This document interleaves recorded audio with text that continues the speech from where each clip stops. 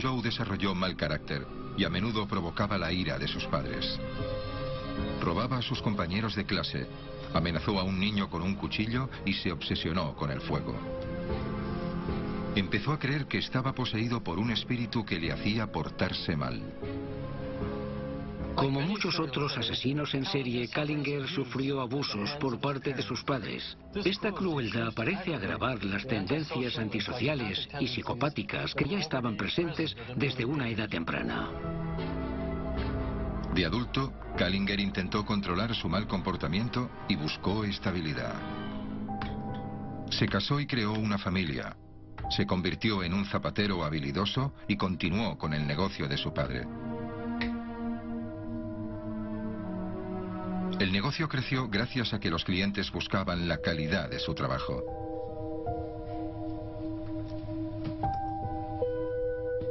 También comenzó a desarrollar un nuevo delirio. El talón del pie era la clave para mantener la salud del cerebro, y ajustando los talones de sus zapatos podría controlar su errático comportamiento. Comenzó a tener alucinaciones, oía una voz que creía era la de Dios. La voz le ordenó que iniciara una misión. Debía salvar el mundo perfeccionando sus zapatos especiales y curar así a los aquejados de enfermedades mentales. Kallinger experimenta síntomas clásicos de esquizofrenia, tiene extraños pensamientos mágicos y oye voces. No es extraño que los esquizofrénicos interpreten estas voces como comunicaciones procedentes de Dios. Kallinger estaba convencido de que poseía poderes telepáticos. Empezó a experimentar con hámsteres para intentar aumentar su inteligencia. Cuando eso no funcionó, culpó a los animales y los obligó a correr en la rueda hasta que morían de cansancio. Kallinger también creía que no controlaba a sus hijos y que menospreciaban su autoridad. Algunos habían comenzado a cometer pequeños delitos. Como sus padres adoptivos, Kallinger infligía castigos abusivos. Pero los justificaba diciendo que era un plan de reeducación aprobado por Dios. En 1972, 3 de sus hijos denunciaron los abusos a la policía. Kallinger fue arrestado y enviado a un psiquiátrico, donde le diagnosticaron esquizofrenia. Aún así, unos meses después le condenaron por abuso de menores. Sus hijos se retractaron y retiraron la sentencia. Poco después, uno de sus hijos desapareció. Aunque la policía sospechó que Kallinger era el responsable, no pudieron probarlo. En 1974, Kallinger concluyó que todos sus extraños experimentos fueron un fracaso. Esperó nuevas instrucciones de Dios.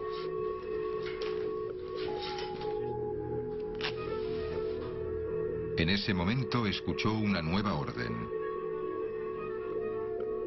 matar a toda la humanidad.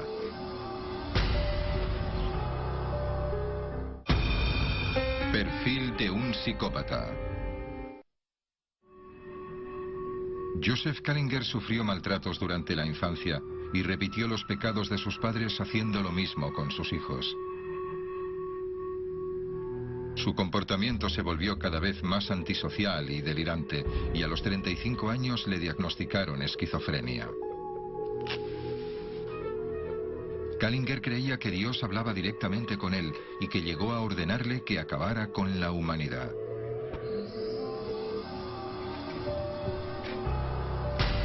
Con la ayuda de su hijo de 13 años, Michael, Kallinger comenzó otra espiral de crímenes.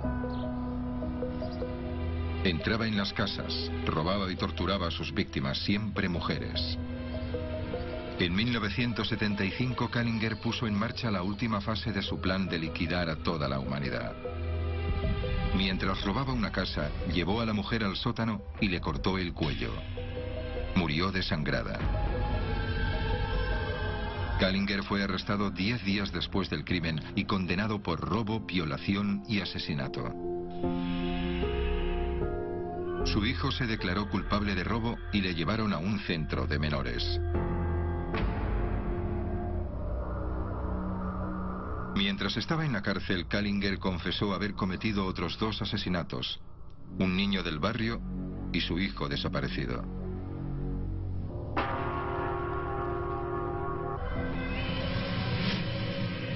El Dr. Stone tiene en cuenta su infancia, la locura y los crímenes de Joseph Kallinger.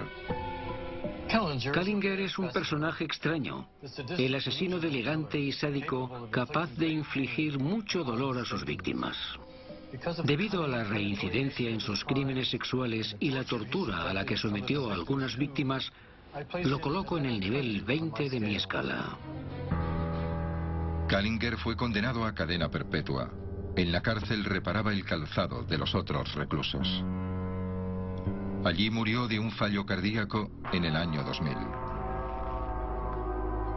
Como muchos asesinos delirantes, Kallinger sufría esquizofrenia, pero no todos ellos son violentos.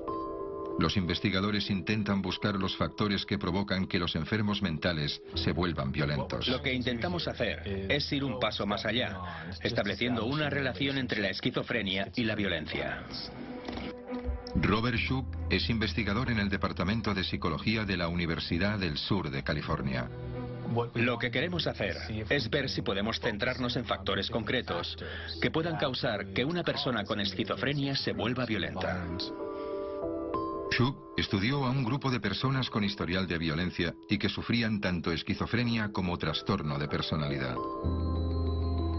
Cree que este trastorno puede ser el factor que lleve al extremo a los esquizofrénicos. El principal elemento que caracteriza el trastorno de personalidad antisocial es un desprecio absoluto por los derechos y el bienestar de los demás. Esta gente no sigue normas, rompe las reglas constantemente y no mostrarán ningún remordimiento por las cosas que han hecho. Schuck cree que la gente que sufre ambas enfermedades son un grupo propenso a la violencia.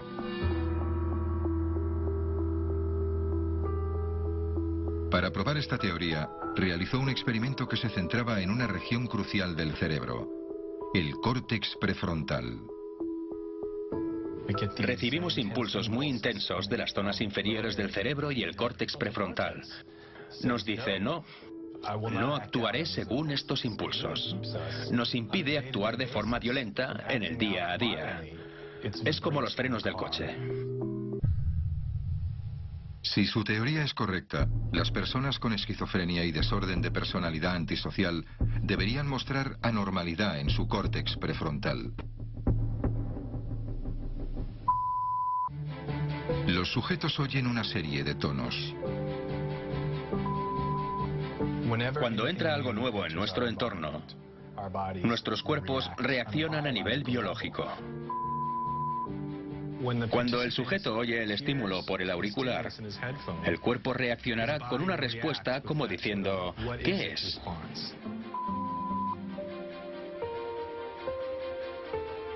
Los cuerpos de los sujetos respondieron produciendo una pequeña cantidad de transpiración que fue medida por electrodos colocados en los dedos. Estas reacciones se controlan mediante el córtex prefrontal. Cuanto más transpira una persona, mayor actividad en su córtex.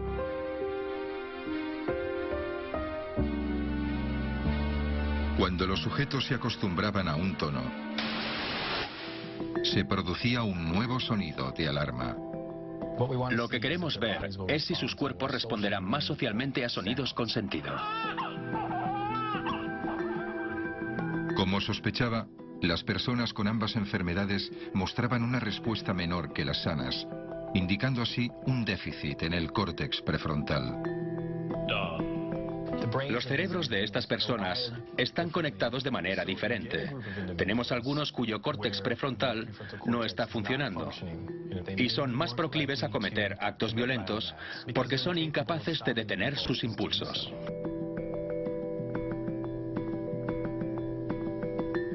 Schuck cree que este tipo de disfunción en el córtex puede hacer que las personas que sufren delirios paranoicos sean más proclives a responder con una reacción de consecuencias potencialmente letales.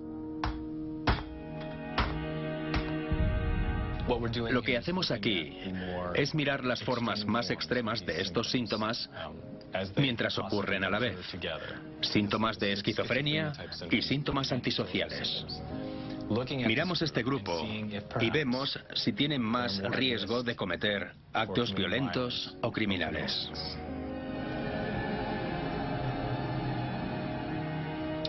Tras observar los datos iniciales sobre los sujetos más criminales y violentos, hemos encontrado más síntomas de la esquizofrenia y, por supuesto, también más síntomas antisociales. Al final, lo que puede estar sucediendo es que estas personas estén sufriendo por partida doble.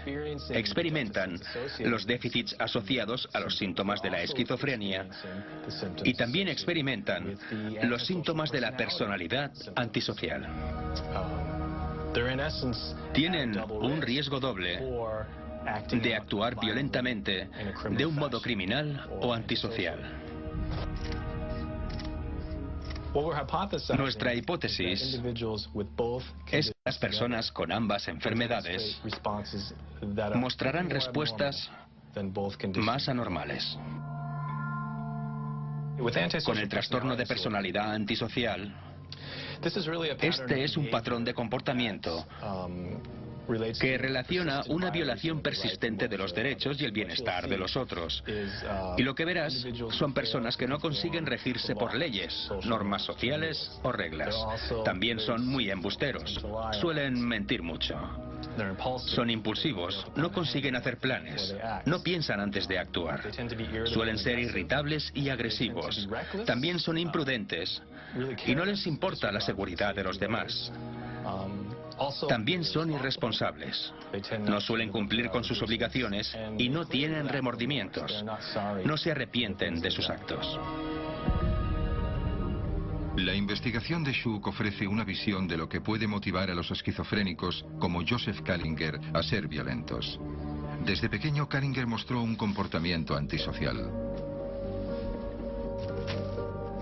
De mayor, la esquizofrenia desestabilizó su mente propensa a la violencia y creó un asesino despiadado y sin remordimientos. Pero no todos los asesinos delirantes sufren de esquizofrenia.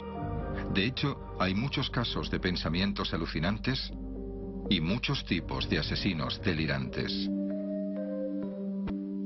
Estos son tiempos problemáticos. Hay guerras y rumores de posibles guerras. Leonard Lake era paranoico. Antiguo marine, construyó un búnker bajo tierra al norte de California para prepararse ante un holocausto nuclear. Y la fantasía de Lake no terminaba ahí. El principal motivo de la construcción será una jaula. Y su propósito será el de tener presa a una mujer joven. El